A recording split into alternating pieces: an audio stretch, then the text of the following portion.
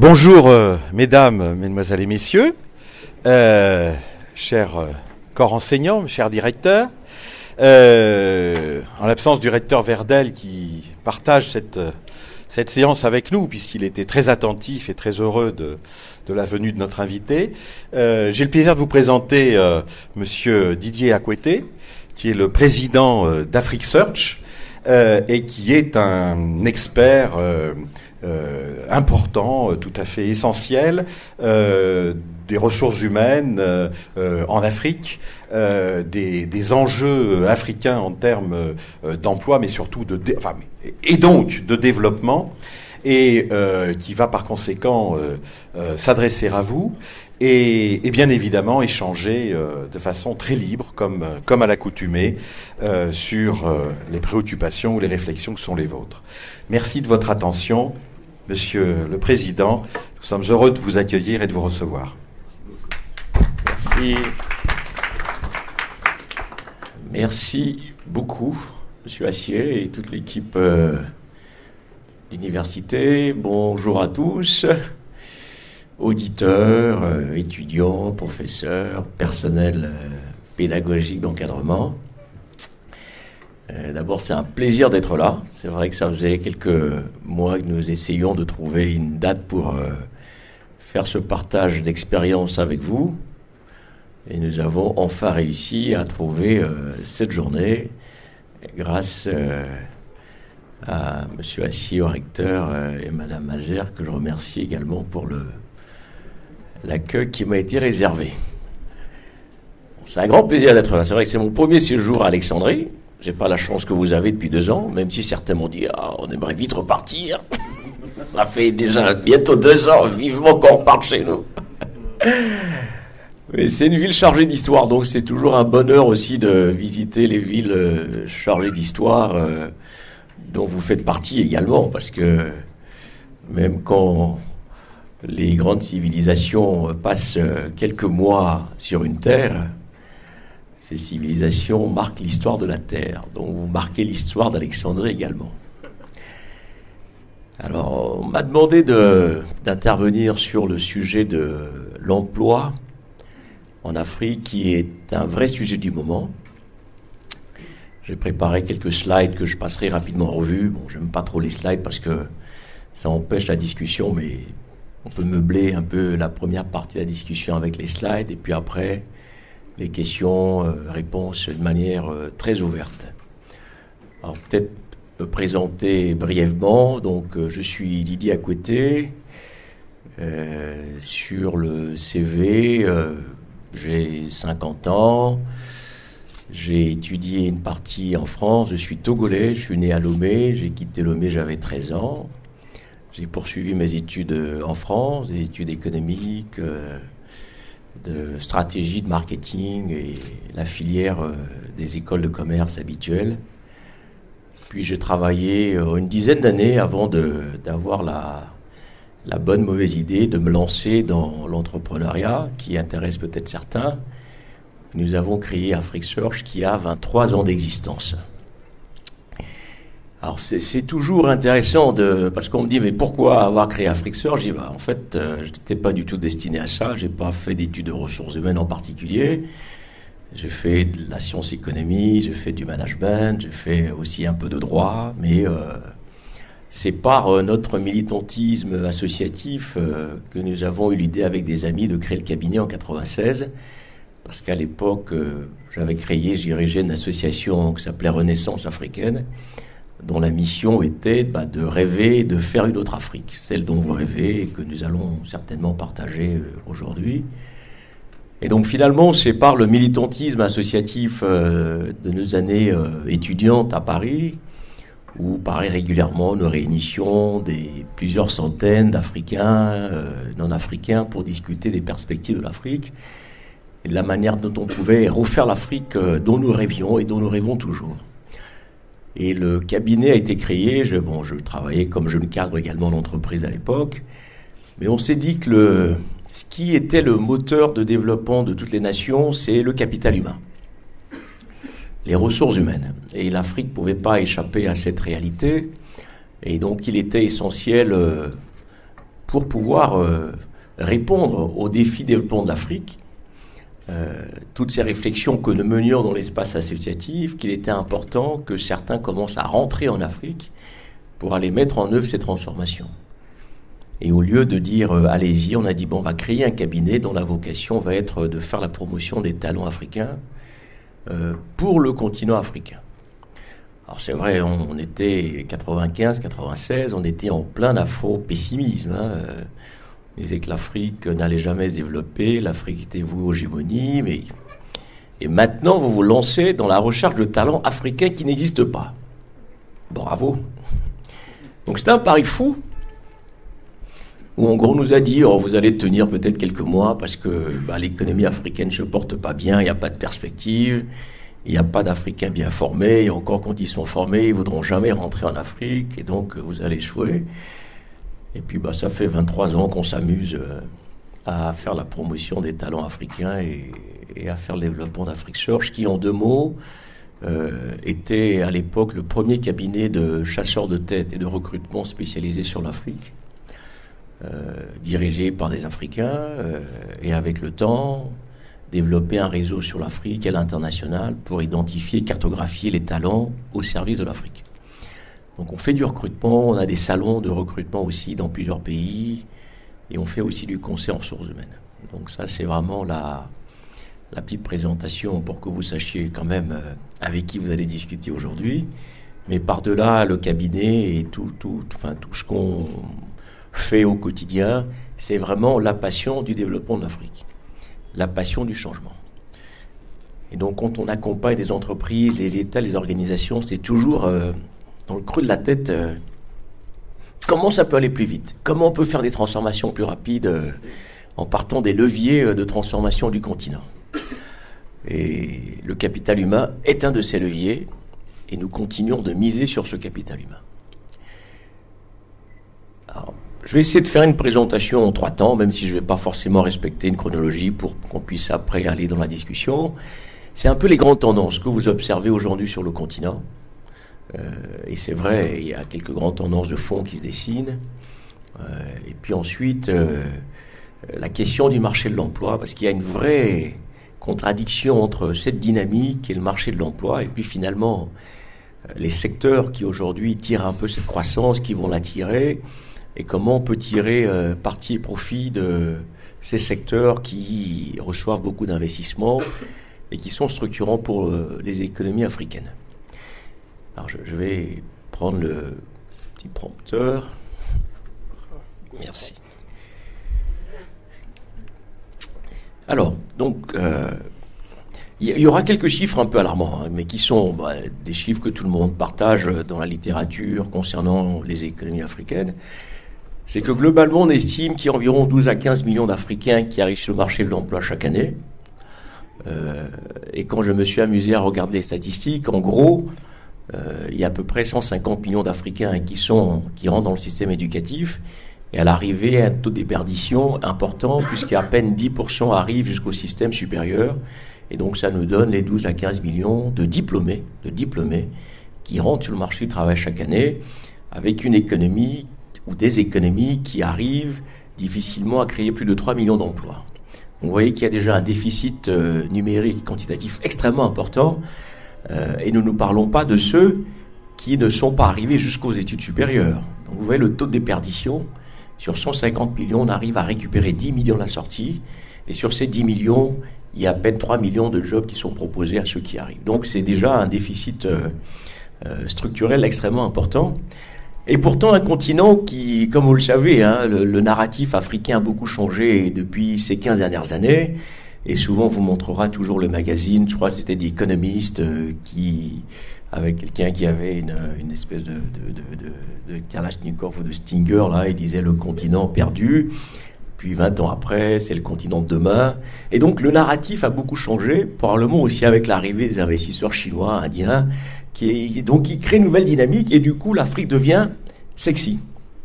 L'Afrique devient appétissante, tout le monde a une stratégie Afrique, tous les grands groupes, c'est l'Afrique, c'est le continent où il faut être, avec quelques pays qui sont un peu des pays référents, des pays modèles. Et on dit souvent que quand on regarde les croissances au niveau mondial, nous avons toujours depuis ces 15 dernières années des pays africains qui sont dans le classement des plus fortes croissances. Bon, le Ghana, l'Éthiopie, dont on parle beaucoup, la Côte d'Ivoire, le Sénégal, la Tanzanie, bref. Le narratif a beaucoup changé avec une population qui est en pleine croissance, puisque avec plus d'1 milliard, on estime qu'on sera plus de 2 milliards en 2050. Alors 2050, c'est demain. Et je me suis amusé à calculer le nombre de classes qu'il faut qu'on construise si on veut pouvoir faire une éducation des Africains avec une classe moyenne de, 25 personnes, c'est le schéma optimiste. Il faut qu'on crée plusieurs millions de classes, dizaines de millions de classes chaque année. Donc c'est un truc de fou. C'est-à-dire les statistiques qu'on nous présente sur les dynamiques démographiques et les dynamiques de croissance, ça s'est jamais vu nulle part ailleurs dans le monde. Alors effectivement, on peut prendre la Chine qui effectivement fait ces transformations à grande vitesse, mais ce que l'Afrique est en train de vivre, aucun continent ne l'a jamais vécu. Donc ça veut dire que même en termes de développement, en termes de schéma de développement, il faut qu'on sorte des sentiers habituels et de la théorie économique classique. Bon, on ne va pas réinventer la théorie économique, mais concernant l'Afrique, il y a certainement lieu de regarder différemment les dynamiques, parce que ces dynamiques démographiques, vous allez voir également l'évolution des villes en Afrique, les villes vont exploser littéralement. Aujourd'hui, on a des villes comme le Caire ou comme Lagos qui sont des grandes villes, mais on va avoir des mégalopoles dans plusieurs pays africains. Et donc, qui dit croissance urbaine, croissance démographique, dit infrastructures qui doivent pouvoir suivre.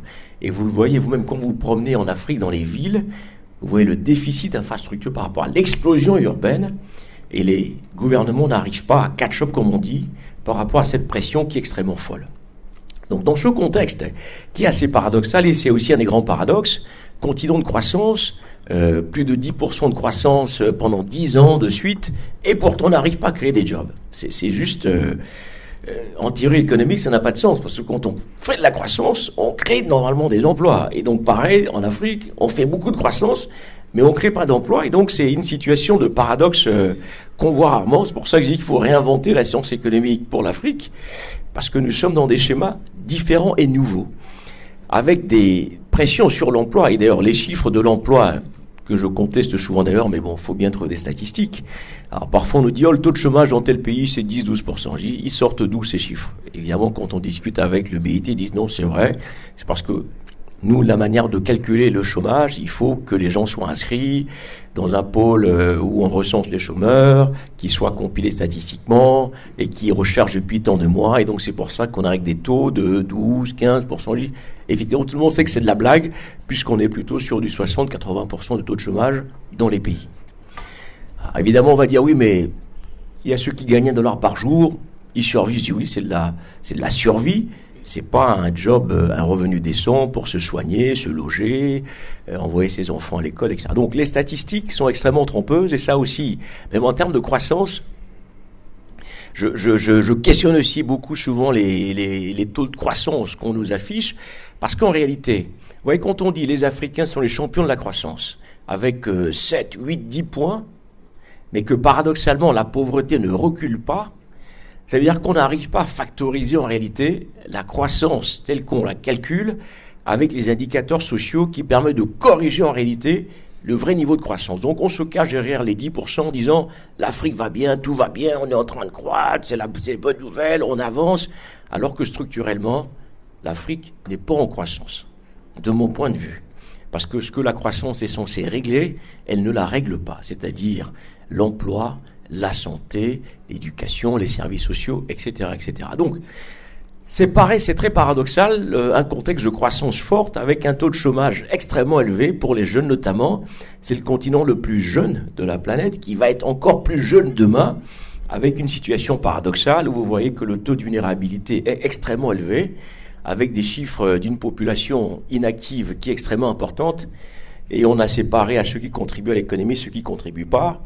31%, vous avez plus de 50% qui ne contribuent à rien du tout, selon les données.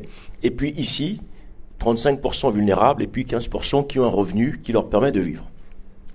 Donc c'est extrêmement effrayant. Et quand vous regardez donc les emplois vulnérables, l'exemple de l'Afrique de l'Ouest, de 2000, 2010, 2016, regardez les dynamiques. C'est-à-dire, c'est une dynamique croissante, paradoxalement, à une croissance qui est aussi favorable. Donc ça veut dire que la pauvreté ne regresse pas et que ce n'est pas une bonne nouvelle, malheureusement, pour le marché de l'emploi. Je donne ces éléments à dessein pour bien comprendre les dynamiques du marché de l'emploi, même si je n'ai pas besoin de vous expliquer le marché de l'emploi, puisque vous travaillez, vous allez chercher des jobs.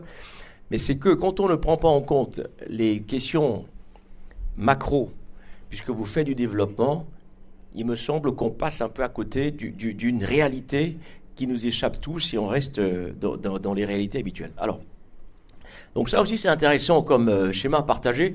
Alors, ce sont c'est des secteurs, et dans chaque secteur, en bleu, c'est ceux qui n'ont pas d'éducation. En rouge, ceux qui ont une éducation primaire inachevée. Le bleu ciel, primaire achevé. Second cycle secondaire achevé. Et post-secondaire. 15-24 ans, 25-34 ans. C'est-à-dire, ce qu'on regarde dans un secteur comme l'agriculture, si vous prenez cette structure, vous vous rendez compte que finalement, et ça s'applique à beaucoup de secteurs, mais l'agriculture particulièrement, parce que c'est un des secteurs qu'on dit les plus porteurs dans les années qui viennent. Donc ça veut dire que finalement, ceux qui sont dans l'agriculture sont très peu éduqués. Et je le montre à dessein parce qu'après, quand on va voir les dynamiques sectorielles, tout le monde dit que l'agriculture va sauver l'Afrique. Effectivement, il faut nourrir l'Afrique, il faut nourrir la planète. Il y a un gisement incroyable d'opportunités dans le secteur. Mais dans le même temps, regardez ceux qui y travaillent. Ensuite, dans les entreprises individuelles, donc en gros, si nous sommes en situation de diplômés, vous vous rendez compte que ceux qui ont des études post-secondaires sont toujours une minorité. Ici, les salariés sont au contrat. Salariés avec contrat, ils y échappent un petit peu. Mais globalement, ça veut dire que nous avons un marché de l'emploi qui est complètement fragmenté, qui ne répond à aucune réalité économique quand on étudie la théorie économique. Et dans le même temps, vous voyez, on dit le secteur informel, c'est le drame de l'Afrique. Et puis, quand on y réfléchit, je me dis, mais enfin, la flexibilité que le secteur informel offre, les économies modernes essaient de trouver cette flexibilité en matière d'emploi. Alors, je dis, il y a un truc. Puis on dit, le secteur informel, mais il ne paie pas d'impôts, donc ça tue l'économie. Alors, quand vous allez dans les marchés, vous avez toujours des gens qui passent pour collecter des taxes, je ne sais pas où ça va, mais ils paient quand même des taxes et des impôts. Ils payent. Et vous ne savez pas comment ils font pour faire développer un business, puisqu'ils ne vont pas à la banque emprunter de l'argent, mais ils ont des business qui se développent, y compris, on a fait des projets dans des pays où vous avez des entreprises qui font 500 000, 600, 700 000 $ de chiffre d'affaires, mais qui ne sont pas du tout incorporés, qui sont dans l'informel, qui emploient du monde, qui sont visibles, qui distribuent. Et donc c'est pareil, c'est un paradoxe assez important. Bon, là on parle du secteur informel où vous voyez que l'agriculture absorbe encore une grosse partie.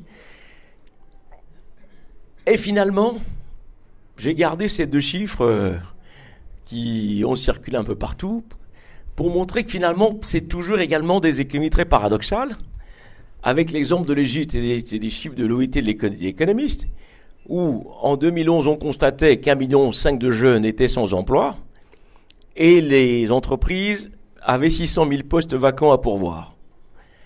En Afrique du Sud, pareil, où il y a un chômage endémique, à la même époque, vous avez 3 millions de jeunes, 600 000 diplômés cherchent des emplois et 800 000 postes vacants qui ne sont pas pourvus.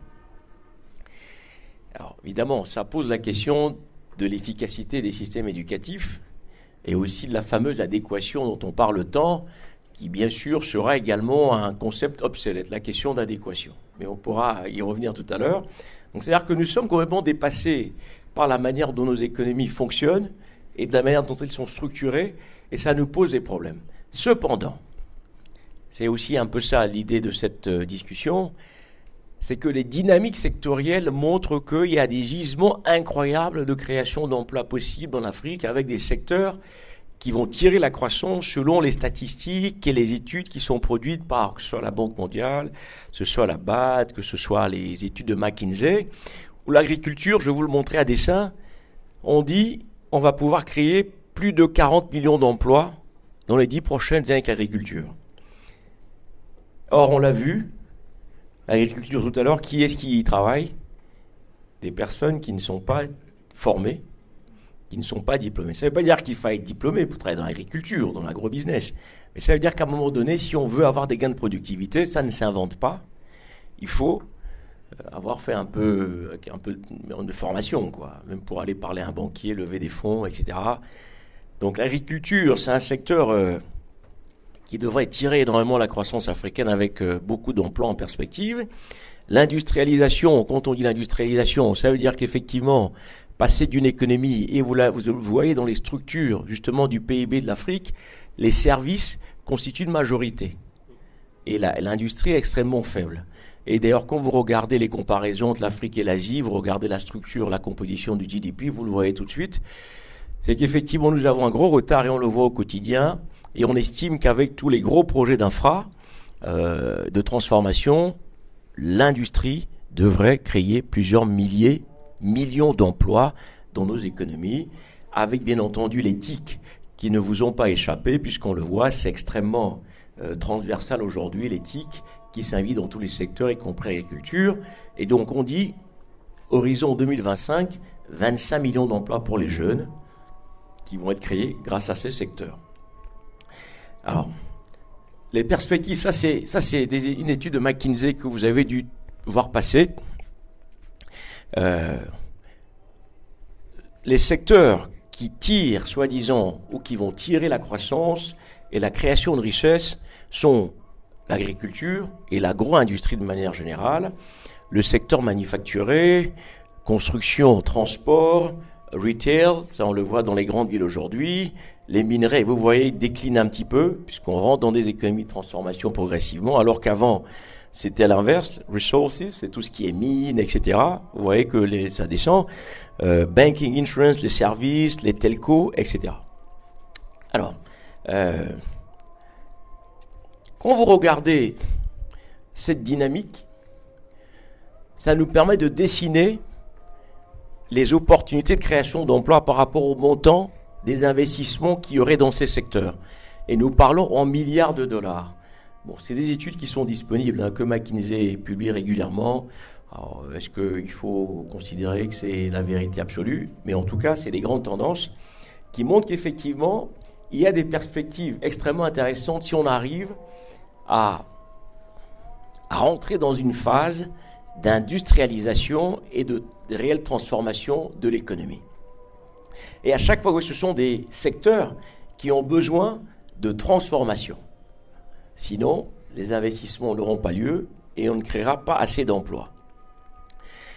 Bon, vous savez que 60% des terres arables non cultivées sont en Afrique, donc la question de l'agriculture n'est pas une vue de l'esprit.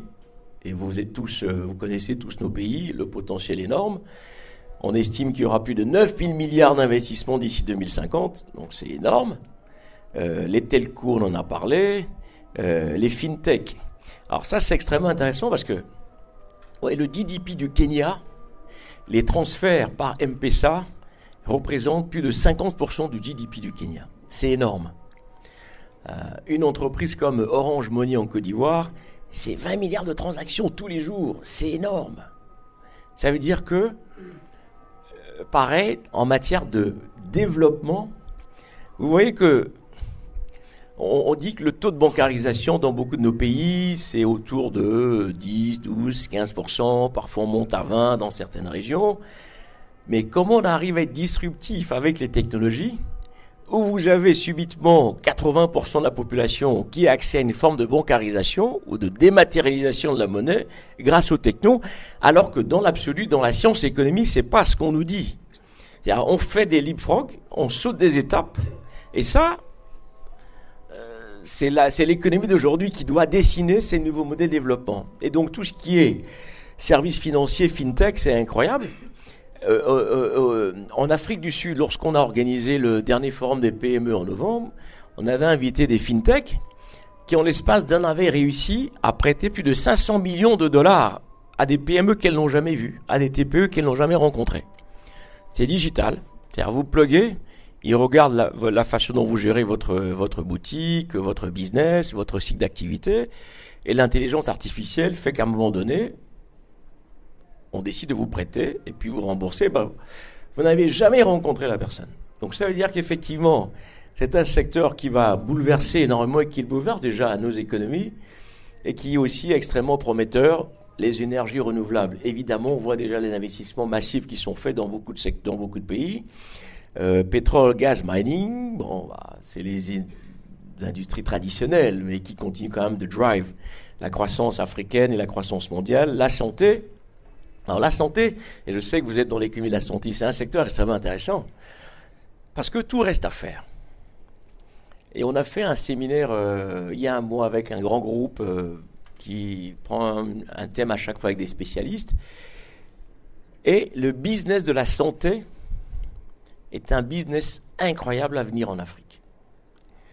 Comme le business de l'éducation. Comment on peut inventer un modèle qui permettrait de soigner le plus grand nombre, qui aujourd'hui n'a pas accès à la santé, à moindre coût. Si on arrive à faire ce qu'on a fait dans les télécoms au niveau de la santé, the bottom of the pyramid, même si vous gagnez 1 centime par consommateur, vous êtes les rois du pétrole. Donc le nouveau pétrole, c'est des secteurs nouveaux, comme les fintech, comme la santé, comme l'éducation. Les deux mondes sont extrêmement importants, mais où on n'a pas encore réussi à trouver des modèles économiques qui aillent vers ces secteurs-là. Et ça reste à inventer. Et ceux qui sont dans le domaine de la santé, vous savez mieux que moi, c'est vraiment un boulevard de changement et d'opportunités. Alors BTP, infrastructure, évidemment, ça aussi, c'est des secteurs dans lesquels les besoins sont énormes. Oui, c'est-à-dire le déficit d'infrastructure en Afrique, on estime qu'il faudrait qu'on investisse chaque année au moins 300 à 500 milliards de dollars chaque année, au moins pendant 10 ans pour rattraper le déficit d'infrastructure. Aujourd'hui, on a dépassé les 100 milliards d'investissements, mais ça va crescendo.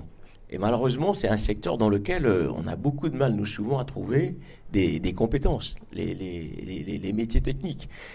Or, on voit bien que le secteur des infras va continuer de tirer encore la croissance et le changement de nos villes et de nos pays.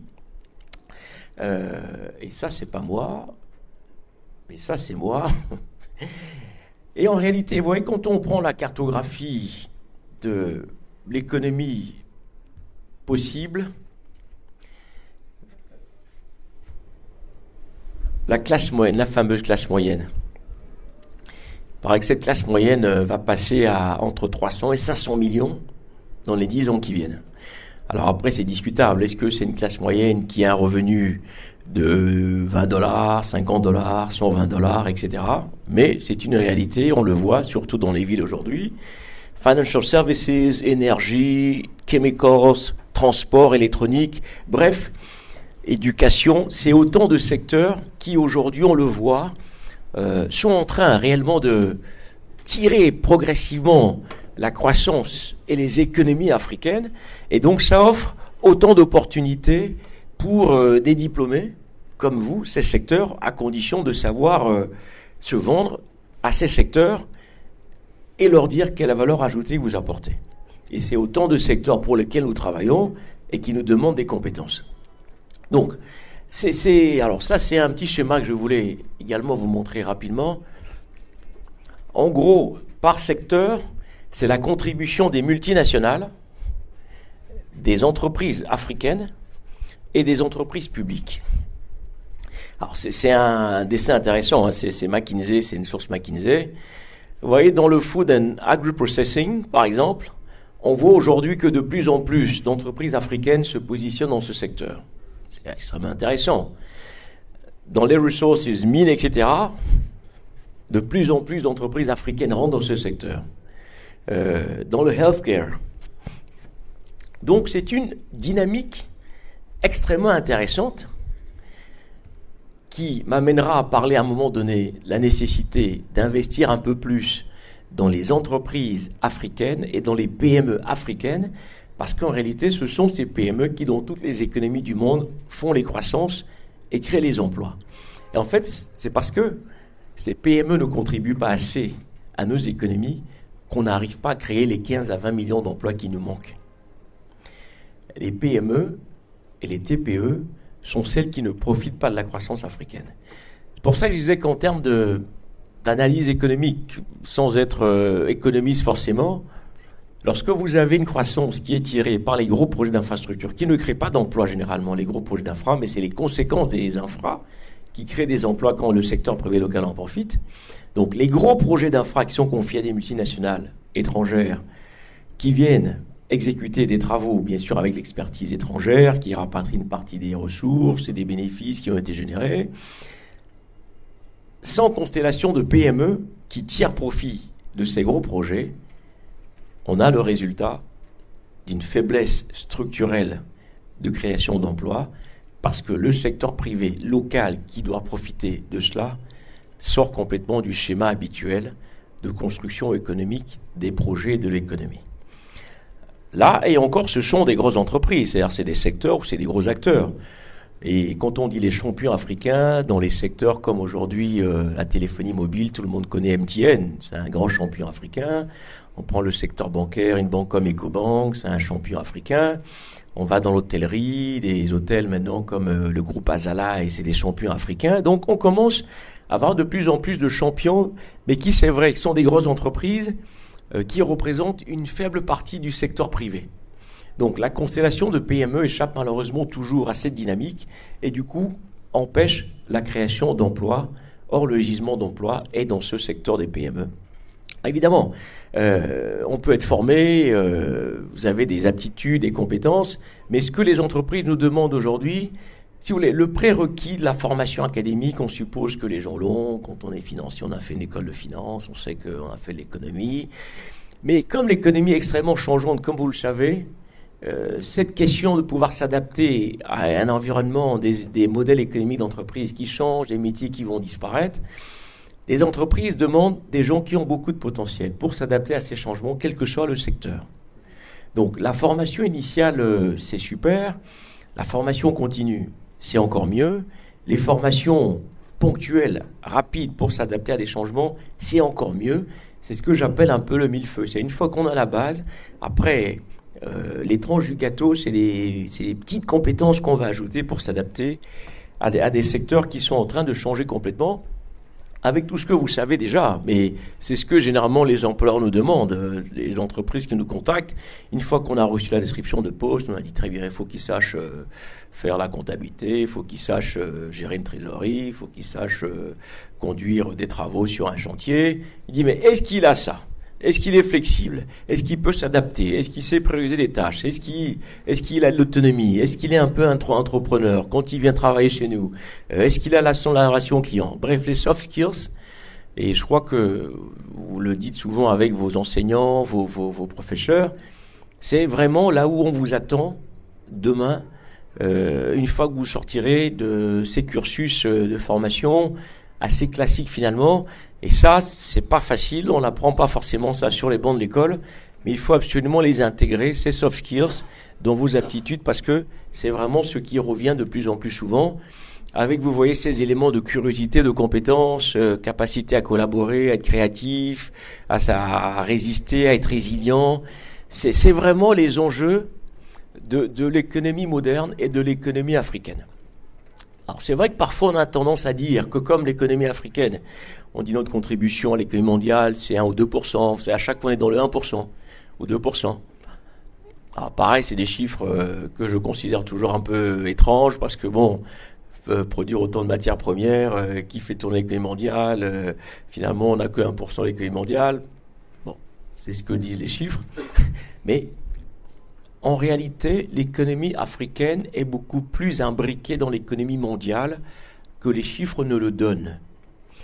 Si vous voulez, quand vous démarrez une mine en Guinée ou en RDC, vous verrez bien que les critères de profitabilité de cette mine, dont le détenteur est coté à la bourse de Toronto par exemple ou ailleurs, répond aux mêmes règles de gestion, de profitabilité que n'importe quoi. Lorsque on est dans les telcos, on est dans les banques, enfin je veux dire, nous sommes dans l'économie mondiale avec simplement le fait que notre secteur privé n'est pas dans l'économie mondiale comme on le souhaiterait, parce qu'il nous manque beaucoup de champions nationaux, régionaux, internationaux, qui participent plus activement à cette économie mondiale. Et donc, quand vous regardez les classements des grandes entreprises mondiales, les 500 meilleures grandes entreprises, on a toujours une dizaine seulement d'Africaines qui se promènent, les Dangote, l'Égyptien qui est dans les telcos. Bon, on a toujours les mêmes qui reviennent un peu dans les classements, parce qu'on n'arrive pas encore à fabriquer beaucoup de champions internationaux. Donc, mon propos, c'est de dire, c'est vrai, nous sommes dans une dynamique de croissance qui devrait se poursuivre parce que les besoins sont considérables et les investissements que l'Afrique reçoit sont importants et devraient continuer. Quand on voit l'arrivée d'un acteur comme la Chine sur le continent africain ces 15-20 dernières années, on est passé de 1 milliard à plus de 100 milliards d'échanges, de 0 milliard d'investissement à plus de 35 milliards d'investissements l'année dernière. Donc les chiffres sont considérables et donc ces chiffres continuent de tirer la croissance africaine, mais qui est malheureusement atrophiée par la manière dont nos économies fonctionnent. Secteur privé faible, gouvernance publique quasiment absente de temps à autre, secteur éducatif où on voit le résultat des gens qui sont formés, qui n'arrivent pas à s'adapter au marché. On va avoir des années blanches encore dans certains pays quand vous suivez l'actualité. Donc, on fait tout à l'envers, ce qui fait que nous avons des schémas inversés de croissance exponentielle, mais de marché de l'emploi extrêmement peu dynamique. Donc, il faut qu'on revisite heureusement nos schémas de pensée, notre façon de voir l'évolution du continent africain, mais qu'on sache tirer profit de ces opportunités pour créer plus d'industrie et donc plus de jobs pour les Africains qui arrivent sur le marché. Et ça, c'est chacun d'entre nous, c'est à chacun de le faire. Et ce mariage, on en parlait un peu hier soir, entre public et privé, c'est une vraie réalité. Vous savez, lorsque généralement une entreprise privée nous contacte pour un recrutement, vous envoyez quelqu'un qui vient du secteur public, généralement c'est dire, mais non, quelqu'un, pas un fonctionnaire, non, il ne sait pas créer de la richesse. À tort ou à raison, mais c'est une réalité. Et ceux qui sont dans le privé, quand on dit allez dans l'administration, oh là là, pas dans l'administration publique, moquez de moi, jamais. Et d'ailleurs, les gens sont tellement résistants pour aller dans la fonction publique, il faut qu'on leur offre un pont d'or, qu'ils aillent dans une agence, ils vont pour 1 an ou 2 ans. Mais on peut marier plus facilement aujourd'hui ceux qui viennent du public et qui vont vers le privé. Ça aussi, c'est lié aux gros investissements que nous observons, où généralement, vous voyez, beaucoup de contrats aujourd'hui et beaucoup de projets se font en PPP. L'État n'a pas les moyens de créer autant de routes, d'infrastructures, d'écoles qu'il le faut, et donc on fait appel au privé qui vient comme partenaire stratégique, et le privé souvent ne connaît pas l'administration. Donc le privé a besoin de gens qui connaissent l'administration, qui peuvent permettre de naviguer dans l'administration, d'aller plus vite en fonctionnant comme le privé. Donc autant le mariage en investissement se fait aujourd'hui de manière plus fluide en PPP, autant les compétences vont devoir également accompagner ce mariage en PPP, où ceux qui sont dans les filières ou qui viennent du secteur public peuvent parfaitement envisager d'aller vers le secteur privé, si on arrive à bien mettre en évidence ces compétences, avec toujours une fois de plus la question du secteur privé local et des PME qui est importante à mon avis. Et voilà un petit peu l'introduction que je voulais faire avant qu'on ne se lance dans la discussion. Merci.